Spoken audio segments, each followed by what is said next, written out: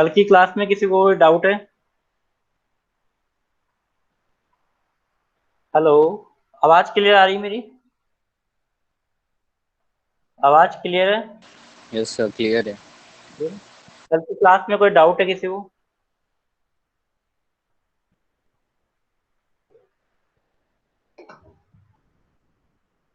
जयेश कह रहा है यस नो। जयेश क्या डाउट है?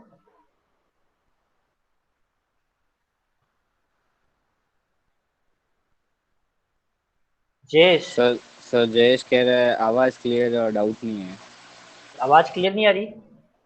वापिस लगा। नहीं सर, वो कह रहा है कि आवाज़ तो क्लियर है, इसलिए कह रहा है यस सर, और डाउट नहीं है ओ, इसलिए कह रहा है ओ, नो।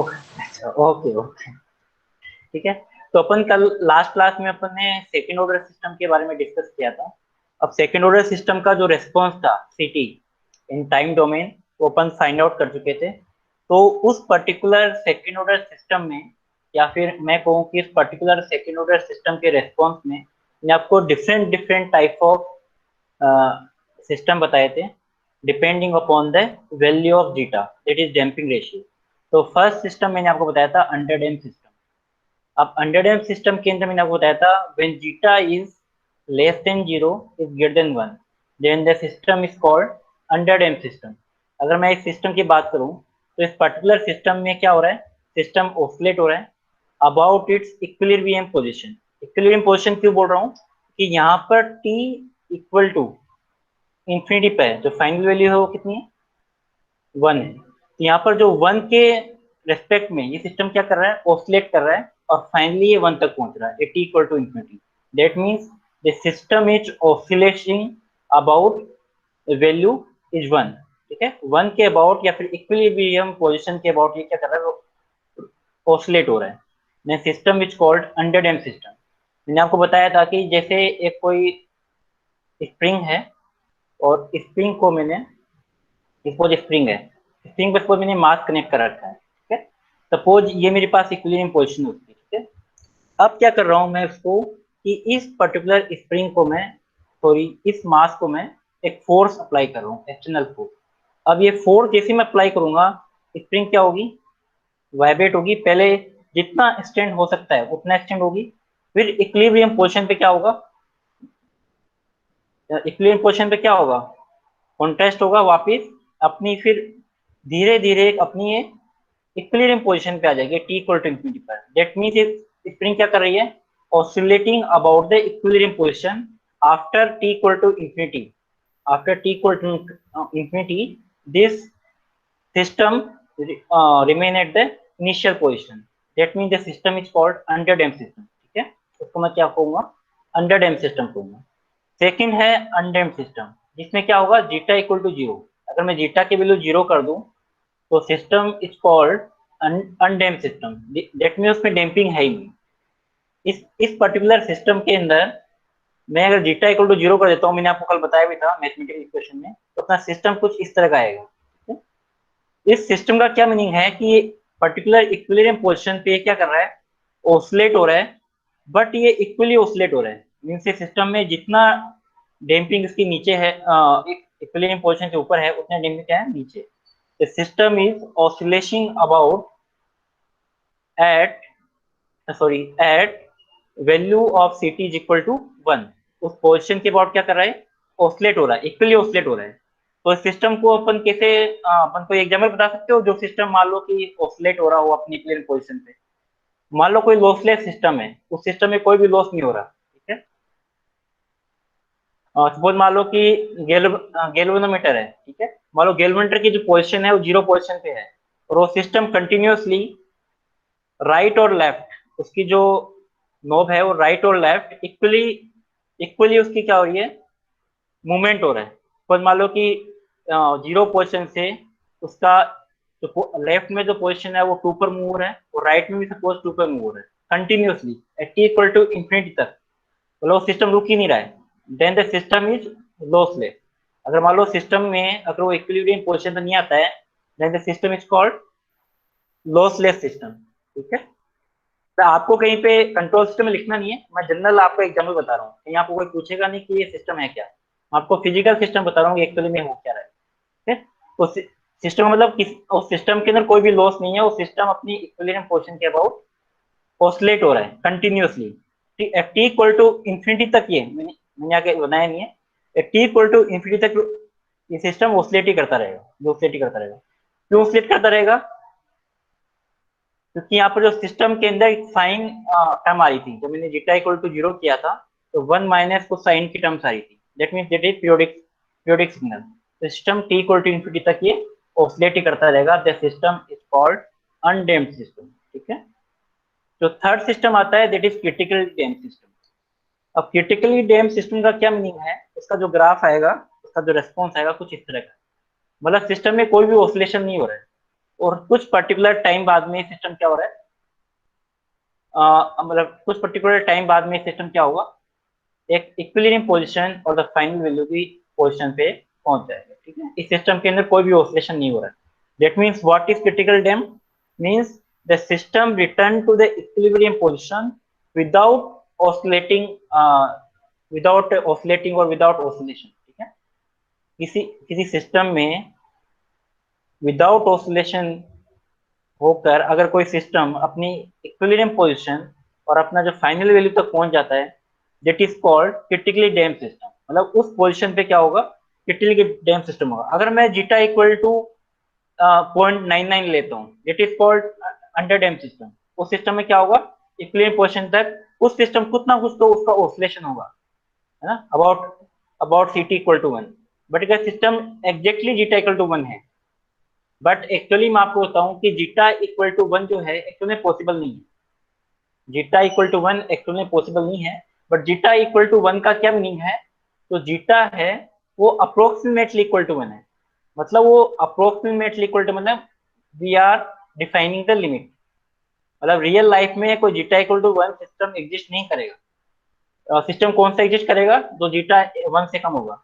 बट मैं इस चीज को कैसे डिफाइन करता हूँ, विदाउट ऑसिलेशन और सिस्टम एक टी इक्वल टू इंफिनिटी तक पहुंच जाता है तो system is called critically damped. आप यहाँ से भी देख सकते हो, अगर मैं जीटा इक्वल टू 1 कर दूं, अगर इस सिस्टम में जीटा इक्वल टू 1 कर दूं, दैट मीन ये सिस्टम की वैल्यू कितनी हो जाएगी, इंफिनिटी। ये वैल्यू 0 हो जाएगी, तो 1/0 is infinity. That mean this system is real life is not exist, but we are defining as a critical. इसको मैं किस तरीके से डिफाइन कर रहा हूँ, क्रिटिकली डैम्प्ड, मतलब जीटा इक्वल टू 1 की तरफ पहुंच रहा है, दैट इज क्रिटिकल है। ठीक है, that's why it is called critically. ठीक है, बुक्स के अंदर जीटा इक्वल टू 1 लिखा है, that's why I have written zeta equal to 1, but zeta equal to 1 is not possible. आपको zeta tending to 1 is the right way. अगर zeta equal to 1 लिखना है, दैट इज नॉट पॉसिबल। ठीक है, but all the books have written zeta equal to 1, but in the equation zeta equal to 1 is not possible. That means we are defining zeta equal to 1 like limit zeta tending to 1. ठीक है, अगर आपको mathematically define करना है तो आप इस तरह से डिफाइन कर सकते हो, but most of the books have written zeta equal to 1, this is the not possible in this case. ठीक है, तो zeta equal to 1 real life में पॉसिबल एग्जिस्ट नहीं कर सकता, बट अपन थ्योरेटिकली डिफाइन कर सकते हैं कि व्हाट इज क्रिटिकली डैम्प्ड। ठीक है, देन मैं डिफाइन कर रहा हूँ overdamped system. Overdamped system means when zeta is greater than 1. Zeta greater than 1 system means the system moves to the equilibrium position very slowly, मतलब विदाउट ऑसिलेटिंग, कोई भी oscillation भी नहीं हो रहा है और सिस्टम बहुत स्लोली, बहुत धीरे धीरे जाकर लास्ट में इंफिनिटी तक अपनी पोजिशन को 1 की तरफ लेकर आएंगे। ठीक है, then overdamped system is defined as the system move more slowly than critically damped system and reaching to the equilibrium position without oscillating. ठीक है, विदाउट ऑसिलेटिंग अगर सिस्टम स्लोली मूव करके अगर अपनी इक्विलिब्रियम पोजीशन में पहुंच जाता है, दैट इज कॉल्ड ओवरडैम्प्ड सिस्टम। अगर सपोज मैं जीटा ग्रेटर देन 1 कर दूं, अगर इस सिस्टम में जीटा ग्रेटर देन 1 कर दूं, तो सिस्टम देखो क्या हो जाएगा, जीटा ग्रेटर देन 1 करता है तो 1 minus suppose 1.5, this system is, यहाँ पे सिस्टम के अंदर रूट के अंदर कौन सी टर्म आ जाएगी, नेगेटिव। अगर कोई सिस्टम में नेगेटिव टर्म आ जाती है, दैट मींस क्या हो जाएगा, इमेजिनरी। सिस्टम एग्जिस्ट करेगा क्या, नहीं करेगा। तो इस सिस्टम के अंदर मैं अगर अगर जीटा ग्रेटर देन 1 कर देता हूँ, that means system is not exist in the real life. ठीक है, तो इस सिस्टम को मैं डिफाइन करता हूँ ओवरडैम्प्ड सिस्टम, मतलब विदाउट ऑसिलेटिंग अगर कोई सिस्टम स्लोली मूव करके लास्ट पोजीशन में पहुंच जाता है, दैट इज कॉल्ड ओवरडैम्प सिस्टम। ठीक है, दैट मीन्स यहाँ मैंने को आपको 4 सिस्टम बताए हैं, बट रियल लाइफ में मोस्ट ऑफ द सिस्टम आता है अंडर डैम्प सिस्टम। कौन सा सिस्टम होगा? अंडर डैम्प सिस्टम होगा। तो we are defining 4 types of system, but in the real life most of the system are the exist in the category of under damp system. ठीक है, इन चारों system में किसी को कोई डाउट है?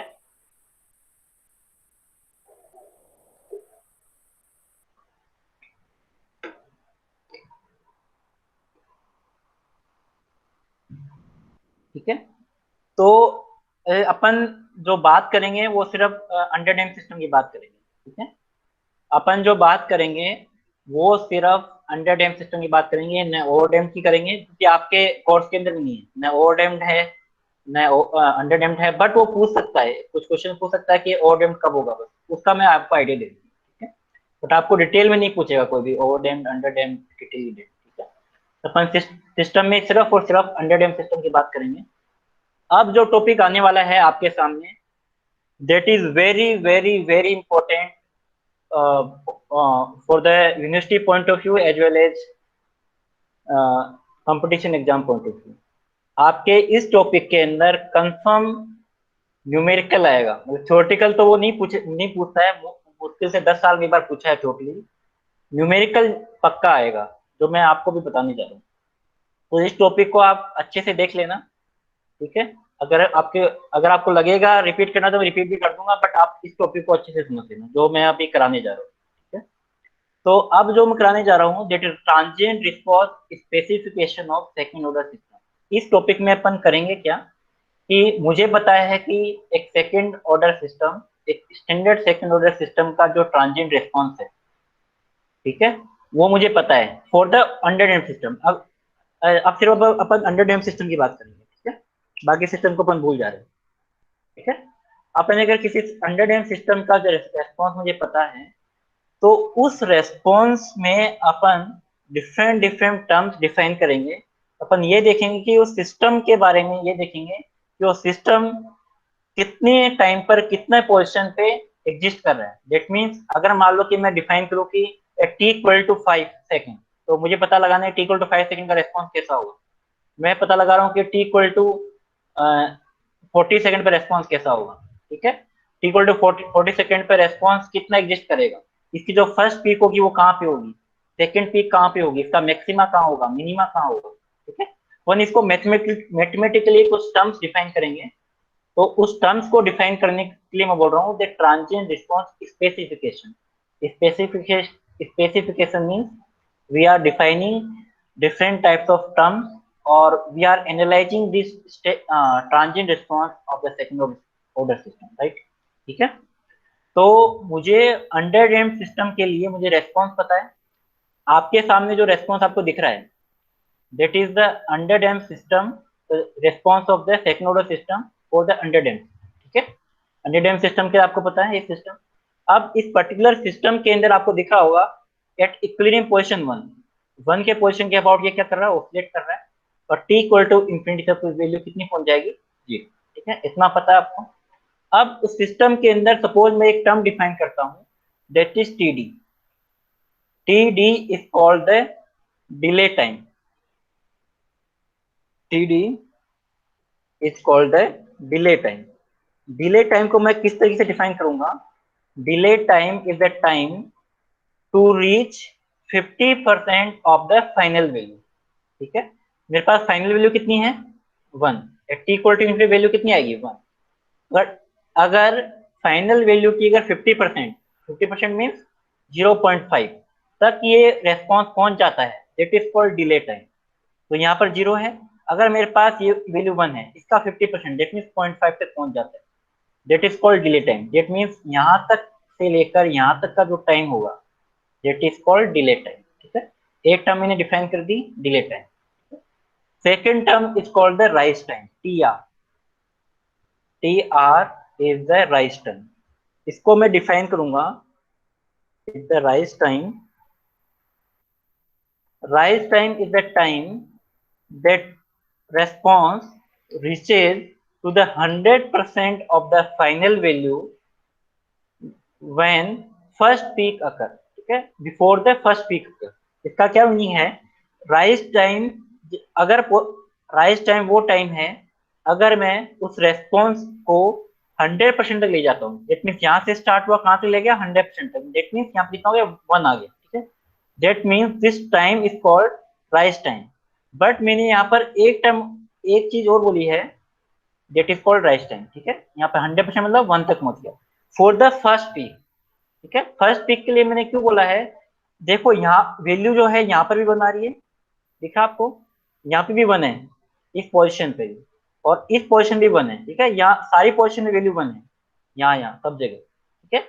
बट फर्स्ट पीक मैंने क्यों बोला है, अगर मेरी फर्स्ट पीक से पहले जो वैल्यू 1 आती है that is called rise time. Rise time मतलब यहाँ से यहाँ तक नहीं होगा, वैल्यू यहाँ भी 1 आ रही है, ठीक है। तो rise time is defined as the response reaches to the 100% of the final value for the first peak, ठीक है। फर्स्ट पीक से पहले जो भी अगर मेरे पास वैल्यू अगर 1 आती है that is called rise time. इन दोनों डेफिनेशन में किसी को डाउट है, डिले टाइम और राइज टाइम में, ठीक है। अब मैं आ रहा हूं third definition, is called the TP. TP is called the peak time, peak time, ठीक है। पीक टाइम, हाँ सर, कुछ डाउट, प्रतीक सर वहां पे होंगे, ठीक है। देखो पीक टाइम लिखना, तो peak time is the time required for the response to reach the first peak of the response or the first peak also। इसका मतलब क्या हुआ, the peak time is the time required for the response to reach the first peak, that is very important, ठीक है। First peak का मतलब maxima, first maxima, ठीक है, maxima of the time response और द फर्स्ट पीक ऑल्सो, ठीक है। इसको मैं फर्स्ट पीक ऑल्सो भी बोल सकता हूँ या फर्स्ट पीक भी बोल सकता हूँ। इसमें इसका मीनिंग क्या है कि अगर मेरे पास रेस्पॉन्स के अंदर जो फर्स्ट पीक आएगा, वो मैंने यहाँ से रेस्पॉन्स स्टार्ट किया, ये मेरे पास फर्स्ट पीक आया, ठीक है। फिर मैंने रेस्पॉन्स स्टार्ट किया, सेकंड पीक आया, ये थर्ड पीक है, ठीक है, ये फोर्थ पीक, ठीक है। That are called the peak, और we can call it peak overshoot. आप चाहे इसको पीक भी बोल सकते हो, और यहाँ पर कंट्रोल सिस्टम की डेफिनेशन में मैं पीक ओवरशूट भी बोल सकता हूँ, जैसे भी आप बोलना चाहो, ठीक है। अगर उस पर्टिकुलर टाइम पर अगर मेरे पास फर्स्ट पीक आ जाता है that is called the peak time. That means यहाँ से यहाँ तक का जो टाइम होगा, यहाँ से यहाँ तक का टाइम होगा, दैट इज कॉल्ड टी, ठीक है। ये मेरे पास सेकंड पीक आ रहा है, इसे थर्ड पीक आ रहा है, बट फर्स्ट पीक पे जो टाइम आएगा दैट इज कॉल्ड टी, ठीक है, that is called peak time. अब फोर्थ टाइम में डिफाइन कर रहा हूँ, सेटलिंग टाइम, ठीक है। Settling time is the time to reach the response to the 95% to 98% of the final value। मैंने क्या बताया, this TS is called settling time। TS is equal to settling time is the time that response reach to the 95% 95% to the 98% 98% of the final value of the final value। इसका क्या meaning है, और मैं इसको इस तरीके से define कर सकता हूँ कि अगर 95% टू 98% तक फाइनल वैल्यू है, दैट मीन्स यहाँ पर एरर कितनी होगी, 5% to the 5% to the sorry 2% to the 5%, sorry 2% to the 5% error. मैं इसको दो तरीके से डिफाइन कर सकता हूँ। अब दोबारा बता रहा हूँ, settling time is the time to reach the response to the 95% to the 98% of the final value, ठीक है। that means system start हुआ, अगर final value is 1 that means 95% means value कितनी होगी 0.95 and 98% that means 0.98। तो अगर 0.95 और 0.98 तक वैल्यू पहुंच जाती है that is called settling time, ठीक है, that is called settling time। Means अगर मेरे पास यहाँ पे 0.95 हो गया है, 0.98 हो गया, दैट मीन्स यहाँ पर जो एरर कितनी होगी 2% और 5%, ठीक है, that is called error, input minus output that is called error.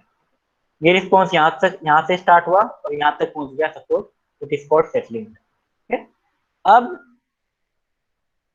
सबसे इंपॉर्टेंट बात यह है कि सेटलिंग टाइम को अपन जब डिफाइन करते हैं तो आपके यूनिवर्सिटी एग्जाम में आपको नहीं बताता है कि जो एरर है वो 2% है, वो 5% है। बहुत इंपॉर्टेंट बात आपको बता रहा हूँ कि यूनिवर्सिटी में आपको नहीं बताता है कि जो आपके सामने जो सिस्टम गिवन है that is have 2% error or 5% error, ठीक है, in the university exams, so you have to be assume 2% error or the by default or the you have assumed 2% error, ठीक है।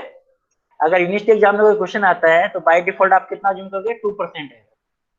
अगर किसी कंपटीशन एग्जाम में आता है क्वेश्चन तो आपको डिफाइन करेगा या आपको बताएगा कि एरर कितनी है, 95% है, 98% है, एरर 2% है या 5% है, ठीक है। बट यूनिवर्सिटी में आपको नहीं बताता है, ठीक है।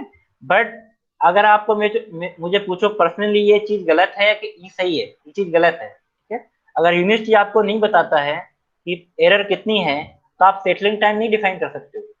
अगर आपको यूनिवर्सिटी नहीं बताता है कि एरर कितनी है तो आप नहीं बता सकते हो कि सेटलिंग टाइम कितना है। बट यूनिवर्सिटी मान के चलता है कि आपको पहले से पता है कि 2% एरर है, ठीक है। तो आप जब भी क्वेश्चन यूनिवर्सिटी में आए तो आप मान के चलोगे कि 2% एरर है। क्या मेरी बात समझ पा रहे हो आप? तो आपको ज्यूम करना है कि 2% एरर ही वहां पे होगी अगर आपके यूनिवर्सिटी में कोई क्वेश्चन आते हैं, ठीक है। तो मैंने जो भी डिफाइन करा है, ठीक है, मेरी बात समझ में आ रही है? अब एक चीज मैं वो डिफाइन, इस यहां तक किसी को कोई डाउट है?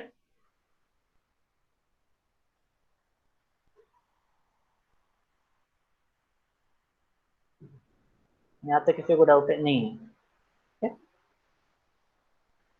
एक टर्म और मैं डिफाइन करता हूं यहाँ पर, ठीक है। इसको पूरा अपन एनालाइज करेंगे, इसी टर्म्स मैंने बता दिया है। एक टर्म्स में मैं और डिफाइन करूंगा, दैट इज एमपी। मैंने आपको एक डिफाइन कर रखा है। एमपी का क्या मीनिंग है?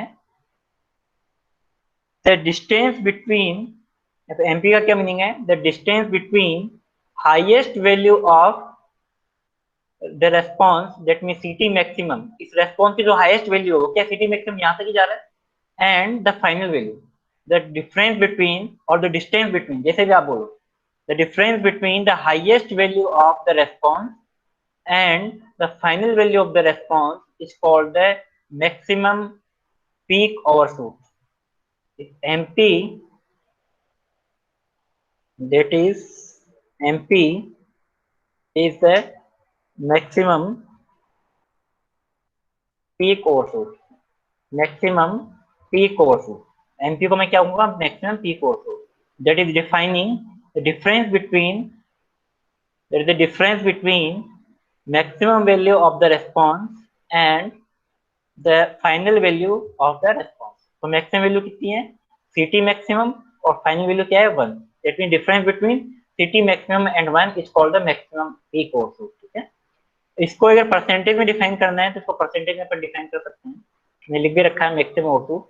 तो maximum overshoot is the normalised distance between the peak of the time response और द स्टेडी आउटपुट। जैसे भी आप डिफाइन करो, मैंने भी इस तरीके से डिफाइन करा है, आप इस तरह भी लिख सकते हो, ठीक है। आप अपनी लैंग्वेज में लिख सकते हो, ठीक है।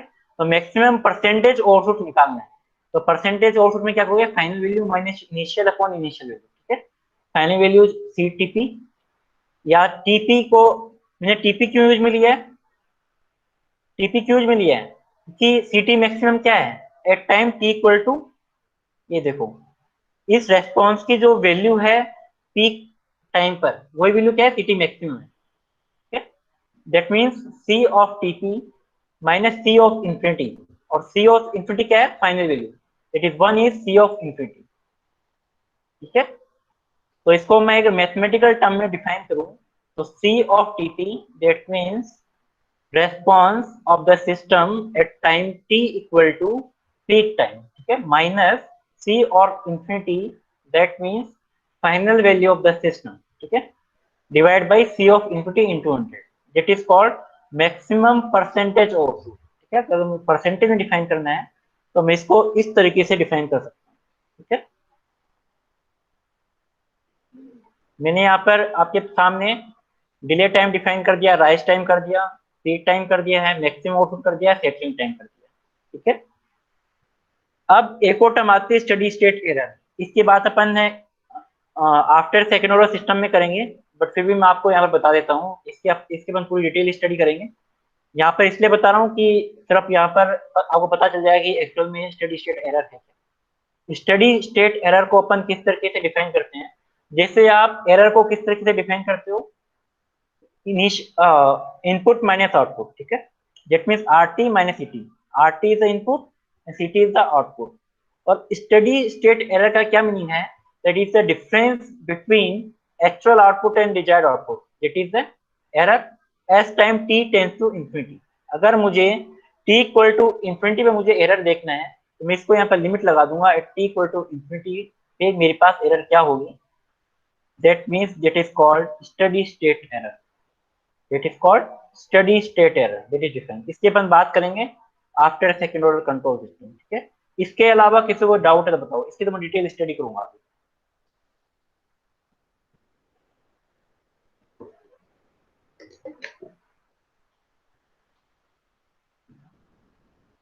यस और नो, इसमें किसी को डाउट है? मेरी आवाज आ पा रही है? सीटी क्या है? CT is the response of the और the output of any system when we are giving different types of input। ठीक है, CT is the response or the output or the behavior of the system when we are giving to that giving the different types of input। ठीक है, उस system का behaviour है time domain में। अगर किसी सिस्टम का बिहेवियर और द आउटपुट और द रेस्पॉन्स कैसे भी आप मान लो, अगर मैं उसको टाइम डोमेन में डिफाइन करूं, दैट इज कॉल्ड सीटी। ठीक है, अब अपन क्या करेंगे, अपन को एक ग्राफ पता है। ठीक है, इनमें को ग्राफ पता है, अपन क्या करेंगे, इस rise time, peak time, settling time, maximum output, इनकी वैल्यू निकालें। ठीक है, तो अब यहाँ पर आपको कंट्रोल सिस्टम का काम यहाँ पर खत्म है। ठीक है, कंट्रोल सिस्टम ने जो बताया है, उस कंट्रोल सिस्टम का काम खत्म है। ठीक है, अब अपन को क्या करना है कि इन rise time, peak time, settling time, maximum output, इनकी आपको वैल्यू निकालनी है। ठीक है, इनके आपको एक्सप्रेशन निकालनी है। तो यहाँ पर सिर्फ अब काम है मैथमेटिक्स का, जो आप ऑलरेडी जानते हो। ठीक है, तो यहाँ पर अपन को मैथमेटिक्स यूज में लेके इनकी वैल्यू निकालनी है। ठीक है, rise time, peak time, settling time और मैक्सिमम आउटपुट। तो सपोज मुझे राइज टाइम निकालना है, तो कोई मुझे बता सकता है कि how we calculate the rise time? ये आपने मैथमेटिक्स तो पढ़ रखी है ना, आपको ग्राफ गिवन है, ग्राफ की इक्वेशन गिवन है, आपको कैलकुलेट करना है राइज टाइम। तो कोई बता सकता है कि राइज टाइम अपन कैसे निकाल सकते हैं, कि किस टाइम पर रेस्पॉन्स 0.5 तक पहुंचेगा, कैसे निकाल सकते हो आप? तो बता सकता है? माइक ऑन करके बता सकते हो, बता सकते हो?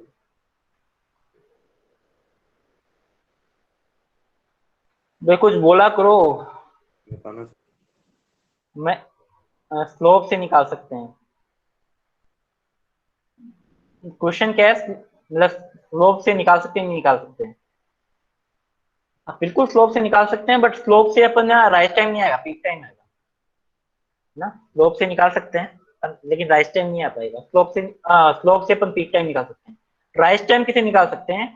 राइज टाइम का मीनिंग क्या है, मैंने आपको डेफिनेशन को यूज में लेना, आपको सिंपल, आपको जो डेफिनेशन बताइए उसको डेफिनेशन को यूज में लेना। राइज टाइम क्या है कि वो सिस्टम अगर फाइनल वैल्यू का अगर 0.5 तक पहुंच गया, दैट मीन्स उस सिस्टम, ये सिटी है और इसकी वैल्यू कहां तक पहुंची है, 0.5। तो सिटी की जगह सिंपल आप 0.5 रख दो, आपके सामने राइज टाइम आ जाएगा। ठीक है, सिटी का आपको एक्सप्रेशन मालूम है, it is the expression of city. इसकी जगह मैं अगर इस सिटी की जगह मैं 0.5 रख दूं, ठीक है, और इस टी की जगह मैं टी आर रख दूं, मेरे पास टी आर आ जाएगा। सिंपल सी बात है। अब मैं क्या करूंगा कि इस इक्वेशन में T equal to T R पर वैल्यू कितनी रख दूंगा, 0.5। ठीक है, अपन निकाल रहे हैं राइज टाइम के एक्सप्रेशन। तो राइज टाइम पे अपन जानते हैं T equal to T R, sorry rise time पे वैल्यू 1 है, I am very really sorry, rise time means that value at rise time is equal to 1, ठीक है, वैल्यू 1 होगा, वो डिले टाइम होगा जैसे 0.5 होगा, ठीक है। दैट मीन्स यहाँ पर मैं वैल्यू क्या रख दूंगा 1, ठीक है। मैंने वैल्यू क्या कितनी रख दी यहाँ पर 1 रख दी, ठीक है। तो ct की वैल्यू यहाँ पर 1 रख दी है और t की जगह मैंने क्या रख दिया है, tr रख दिया है, ठीक है। अब मैंने यहाँ पर इसकी वैल्यू 1 रख दी, यहाँ पर tr रख दिया, ठीक है। इतना क्लियर है आपको? मैंने इसको 1 से 1 कैंसिल आउट कर दिया, यहाँ पर कितना आ गया 0, ठीक है। माइनस टाइम माइनस वाला साइन है वो भी एडजस्ट हो गया, ठीक है, 0 के साथ, ठीक है। इसके बाद में ये वाला एक्सप्रेशन आ गया। अब ध्यान से सुनना, इस एक्सप्रेशन में e to the power minus zeta omega N T R, ठीक है, divide by root of 1 minus zeta square, ठीक है। बट अगर आप ध्यान से देखो, the e to the power minus zeta omega N T R that is exponential expression can't be zero, कभी भी जीरो नहीं हो सकता। दैट मीन्स इस वाले एक्सप्रेशन को मैं जीरो से डिवाइड कर सकता हूँ। मैथमेटिक्स का बेसिक कॉन्सेप्ट है, अगर मेरे पास कोई इक्वेशन है और वो इक्वल टू जीरो है, अगर किसी जीरो में किसी एक्सप्रेशन को मैं डिवाइड करता हूँ, that mean this expression can't be zero, वो एक्सप्रेशन जीरो नहीं होना चाहिए। बट आपको पहले से पता है कि कोई भी एक्सपोनेंशियल जो एक्सप्रेशन है वो कभी भी जीरो नहीं हो सकता अनटिल एंड अनलेस उसकी जो वैल्यू वो इंफिनिटी, यहाँ पर इंफिनिटी ना हो जाए, माइनस इंफिनिटी ना हो जाए, ठीक है, वो जो हो नहीं सकती, ठीक है। ये आपको बेसिक कॉन्सेप्ट पता होगा। तो यहाँ पर ई टू द पावर मैं zeta omega and T R को मैं यहाँ पर डिवाइड कर सकता हूँ, ठीक है। अब root of 1 minus zeta square भी जीरो नहीं हो सकता है, इसको भी मैं डिवाइड कर सकता हूँ या मल्टीप्लाई कर सकता हूँ जीरो से, ठीक है। दैट मीन्स मेरे पास इक्वेशन आ गई sine of omega N root of 1 minus zeta square T R plus I equal to zero, ठीक है। इतना आ गया, यहां तक क्लियर है सबको? किसी को डाउट है? यहां तक क्लियर है? क्लियर है। अब मुझे ये बताओ कि root of 1 minus zeta square zero नहीं हो सकता, क्यों नहीं हो सकता? मैंने आपको बताया इस एक्सप्रेशन में 1 minus zeta square root of 1 minus zeta square, this expression can't be zero, मैंने भी आपको बताया। तो बता सकता है कि जीरो क्यों नहीं हो सकता? जीरो तो हो सकता है, क्रिटिकली डैम्ड। एग्जैक्टली हाँ हाँ हाँ, कोई बता रहा था, बताइए। एग्जैक्टली वन नहीं होता ना थीटा। एग्जैक्टली 1 नहीं होगा, ठीक है ना, एग्जैक्टली 1, क्योंकि अपन यहाँ पे जो बात कर रहे हैं, ध्यान से देखना, अपन जो जिस सिस्टम की यहाँ पे बात कर रहे हैं that is the underdamped system, ठीक है। We are talking about only underdamped system in this particular expression, ठीक है, इन दिस पर्टिकुलर टॉपिक। तो आपको पता है अंडर डैम्ड सिस्टम के लिए जीटा क्या होगा, कहाँ से कहाँ तक होना चाहिए, 0 to 1, ठीक है। That's why this expression root of 1 minus zeta square can't be zero, ठीक है, इसलिए इसको मैंने मल्टीप्लाई कर दिया, ठीक है, ये एक्सप्रेशन आ गया। अब sine omega N root of 1 minus zeta square T R plus five equal to zero, ये एक्सप्रेशन आ गया। अब जीरो को मैं किस तरीके से डिफाइन कर सकता हूँ? जीरो की वैल्यू कब कब हो सकती है? पाई पे हो सकती है, 2 पाई पे हो सकती है, 3 पाई, 4 पाई, एन पाई पे, ठीक है। एन पाई वैल्यू जीरो हो सकती है, इसलिए मैंने जीरो को लिख दिया है साइन ऑफ एन पाई। मुझे नहीं पता है कि यहाँ पे साइन पाई आएगा, साइन 2 पाई आएगा, 4 पाई आएगा, कुछ भी हो सकता है, ठीक है। मैं इसको जनरली डिफाइन कर दिया साइन एन पाई से, that means N equal to 1 to कितना भी हो सकता है, क्योंकि ये पीरियोडिक फंक्शन है तो कितना भी हो सकता है, ठीक है। अब आपको पता है, अब ध्यान से सुनना, सबसे इंपॉर्टेंट चीज बता रहा हूँ आपको कि इस पर्टिकुलर सिस्टम में अपन क्या डिफाइन करना चाह रहे हैं, क्या फाइंड आउट करना चाह रहे हैं, राइज टाइम, ठीक है। और राइज टाइम की डेफिनेशन क्या है, अब आप ऊपर चलो। राइज टाइम की डेफिनेशन क्या है कि जब सिस्टम कहां तक पहुंच जाए, 1 तक, but before the first peak, ठीक है। यहाँ पे भी 1 हो सकता है, यहाँ पे भी 1 हो सकता है, यहाँ भी 1 हो सकता है, इस पोर्शन भी 1 हो सकता है, यहाँ पे 1 हो सकता है, ठीक है, बहुत सारी पोर्शन पे 1 हो सकता है, बट मीन आपको होता है बिफोर द फर्स्ट पीक, ठीक है। दैट मीन्स यहाँ पे n इक्वल टू 1 2 3 4 पर खूब सारे राइज टाइम आ सकते हैं, बट यहाँ पर मैं एक ही राइज टाइम को डिफाइन करूंगा, क्योंकि बिफोर द फर्स्ट पीक यहाँ पर एक ही मेरे पास राइज टाइम आ रहा है, ठीक है। That means n equal to 1 पर ही मेरे पास राइज टाइम डिफाइन होगा, n इक्वल टू 2 3 4 5 6 7 पर डिफाइन नहीं होगा। क्यों नहीं होगा? क्योंकि मेरे पास डेफिनेशन में मैं बता रहा हूँ कि राइज टाइम सिर्फ और सिर्फ एग्जिस्ट करेगा before the first P. That means ये n इक्वल टू 1 पे पोजीशन आएगी, ये n इक्वल टू 2 पे कट आएगा, ये n इक्वल टू 3 पे कट आएगा, ये n इक्वल टू 4 पे कट आएगा। बट अपन को कौन सा लेना है? n इक्वल टू 1 पे। इस बार इसमें किसी को कोई डाउट है? ठीक है, तो अपन इस वाले पोर्शन को ले रहे हैं। तो अपन यहाँ पे सिर्फ और सिर्फ क्या लेंगे? n equal to 1। ठीक है, तो यहाँ पे सिर्फ और सिर्फ मैं साइन पाई लूंगा। ठीक है, अब साइन, ये पूरी term equal to sine of pi, तो मैं क्या लिख सकता हूँ? Omega N root of 1 minus zeta square T R plus five equal to five. अगर मैं इसका इनवर्स ले लूँ, साइन इनवर्स, तो मैं इसको मैं इस तरीके से डिफाइन कर सकता हूँ। ठीक है, दैट मीन्स टी आर क्या आ गया? पाई, फाइव को ले जाओ, तो pi minus phi upon omega N root of 1 minus zeta square. ठीक है, और इसको मैं ऑलरेडी डिफाइन कर चुका हूँ, that is called omega D. इससे डिफाइन कर चुका हूँ। That means formula for the rise time is the short form is a pi minus phi upon omega t. This is the formula for the rise time. ये आपको याद करना है, ये क्वेश्चन में आपके पास पूछा जाएगा। आपको एक सेकेंड ऑर्डर कंट्रोल सिस्टम दे रखा होगा, तो आपको क्वेश्चन में पूछेगा what is the rise time of the system, तो आपको ये वाला फॉर्मूला याद करना है। अब यहाँ पर फाइव की वैल्यू क्या है? फाइव की वैल्यू मैंने आपको पहले बताई है, ऊपर मैं चलता हूँ तो आपको और क्लियर हो जाए।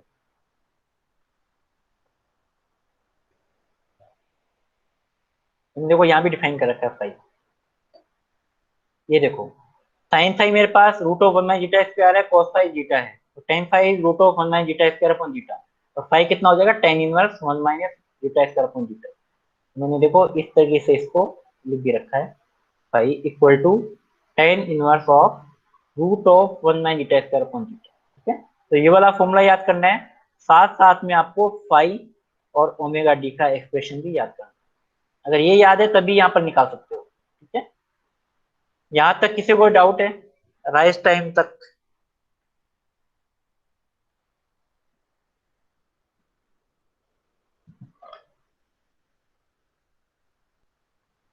ठीक है, तो इसी तरह से आप मैथमेटिक्स का कॉन्सेप्ट यूज में लेके लेके पीक टाइम, सेटलिंग टाइम, बाकी भी आप डिफाइन कर सकते हो। ठीक है, अपन नेक्स्ट क्लास में अपन डिस्कस करेंगे, पीक टाइम भी डिस्कस करेंगे, सेटलिंग टाइम डिस्कस करेंगे, मैक्सिमम आउटपुट डिस्कस करेंगे। ठीक है, तो आप कम से कम एक बार जो एक्सप्रेशन ने बताया है सेकेंड ऑर्डर कंट्रोल सिस्टम का, और ये वाला जो एक्सप्रेशन राइज टाइम का, उसको आप अपनी कॉपी के अंदर ट्राई करो एट योर ओन, तब आपको समझ में आ गया एग्जैक्टली में हो क्या रहा है। ठीक है, यहाँ पर देखने से पता नहीं चलेगा एक्चुअल में हो क्या रहा है, क्या आप खुद ट्राई करोगे तभी आपको पता चलेगा एक्चुअल में हो क्या रहा है। ठीक है,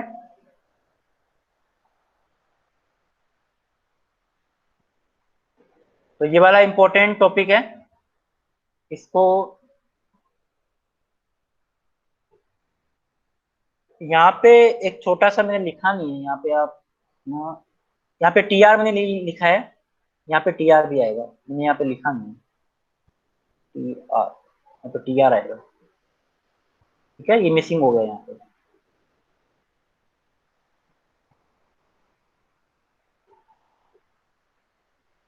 हाँ, रिकॉर्डिंग सेंड कर दूंगी इंग्लिश।